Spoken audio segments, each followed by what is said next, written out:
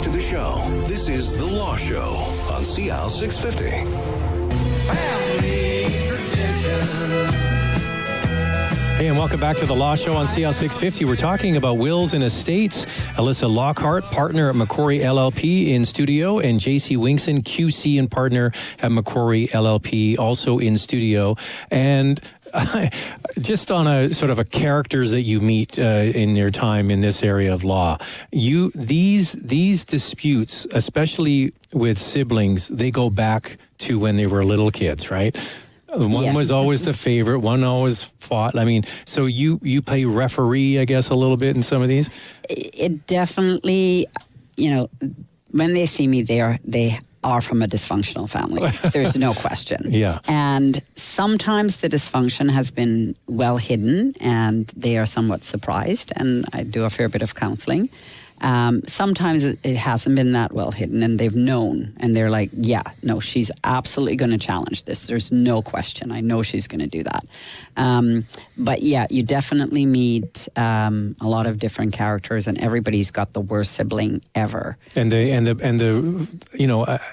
everybody has a story about a will and fighting over money in their family. It rips families apart, doesn't it? Yes. But so do the small assets. Yeah. So do that Timex watch that just took a licking and kept on ticking that Dad wore to every family picnic. Yeah. If somebody comes into the home and takes that personal item without discussing it with the siblings first, that can set off years of litigation on JC's desk. And I've seen that time and again. When we draft our wills, we try to structure a mechanism for the children to select non-valuable heirlooms, because I always say to clients, the first argument your children have after you die is the first one that you can't solve by saying, shush, leave your sister alone.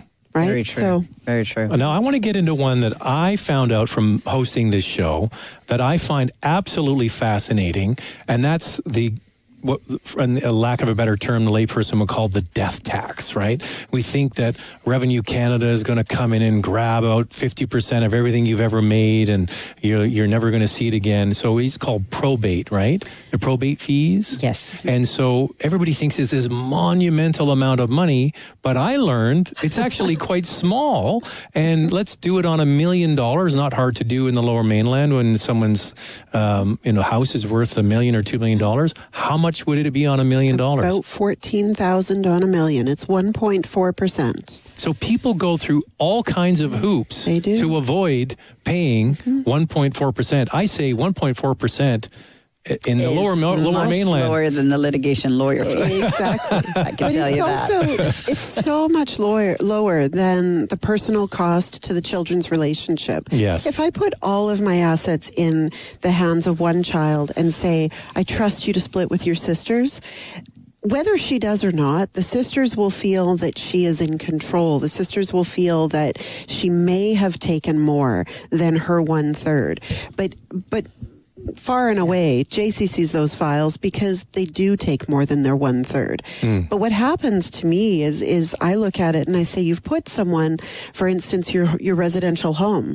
We're entitled to the gain on our residence. And right now, we're getting a lot of gain on our principal residence properties. When I put an adult child who doesn't live in that property on title, that's an investment to them. That's a capital gain. That's a capital gain. They are not entitled to the gain tax-free. So you're better to that's have... a bad thing. So you're better to take the 100% capital gains exempt property and then pay 1.4% on it. So do you, in your planning, say to people, we don't want to go through all these loopholes. Let's just pay the probate when the time comes. What I say to them is, if you're working and you're very successful and you're paying 47.7% tax, that's awful, but it's good. I mean, you're making money, yeah. If you're dividending out in a company and you're paying somewhere in the 30s and you've got a range there, that's great. And then if you're looking at capital gains and you're somewhere in the mid-20s, that's good. And then if you're deceased, I mean, other than being deceased, I would be first in line for the 1.4. So we go through a range of different tax rates. Our marginal rates are different during different stages of our lives and during different, when we're looking at different on assets, but 1.4%, I think it's great protection to pay it, to make sure that your wishes are followed and that your children don't argue. Is this a provincial or a federal fee? This fee is a provincial rate, so people will say that BC has one of the highest rates in the country, and I would agree with that. It's not the highest, but it is up there, but it is still 1.4%. So is there an opportunity for the feds to come in and say, we want to put a death tax on?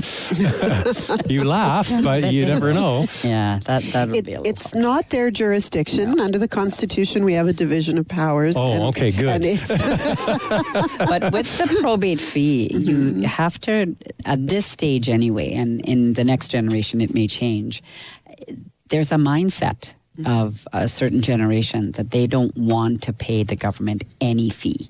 So that's why it is so important to have the conversations that you would have with Alyssa and her team, to realize that, although I'm against paying a probate fee, and I'm going to do all of this stuff to not pay a probate fee, on the flip side, I'm actually paying the government, not the provincial government, now you're paying the federal government, a whole lot more. So, it has become more complex, and it is worth really working through all the different options that are available, because that's what I tend to see. And one of the misconceptions that a lot of people have out there is that because somebody's name is on title to something, whether it be a bank account, and the bank is perfectly entitled. If there's a joint account between mom and kid, when mom dies, walk in with the death certificate, and the bank is entitled to do whatever that child says. Really? But the law says, oh no, that may not be your money. Let's look at what happened to that account. When mom put your name on it. What happened there? Was it all her money going in, all her pension, all her bills being paid? Did you contribute to that at all? And if it's not the case, then we can pull that into the estate and say, no, that was for convenience, or it was to avoid probate fees, but it wasn't intended to be a gift for you. But the bank is perfectly entitled to take the instructions of the child. Now, when you talk to to your clients about the probate amount, are they shocked as well? Because I didn't know this until I started hosting the show. That on $1 million, it's $14,000, which is not an insignificant amount of money, but it's still... a lot of times clients will say, well, I was talking with a fellow that I know who told me that. And I said, oh, so you already have a lawyer? And they say, oh, no, he's just a neighbor. And I say, oh, okay, so your neighbor's a lawyer. You got some good lines. It's cheeky. But really, what JC is saying is absolutely true. But that's when I would bring out my gift letter to show to the litigator. And I would say, in our planning process, mom did wish to gift that account to the child whose name is on it. And so we would have the documentation. And that's really what we're trying to get at in our planning meeting is you can leave specific gifts to people. You can write people out of your will, but it's about the documents you use to back it up. And that's the evidence of intention, right? So a lawyer's gift letter is great. The gift letter that the bank asks you to do when mom is putting some money into your house, no. That's, and that's for the bank's protection. So somebody who has contributed to the property and is not on title can't say it's mine. But for the purposes that we deal with, that gift letter it's not sufficient. Because it also can create significant harm to the planning because in the planning, I might have a loan document and a promissory note, and then the bank gets my client to sign a gift letter, which are conflicting. Very complicated. Right. So the bank needs to see that it's a gift because they have their own regulations, but what is the true intent at the end of the day when we pass away? That's my file. That's the file the litigator sees.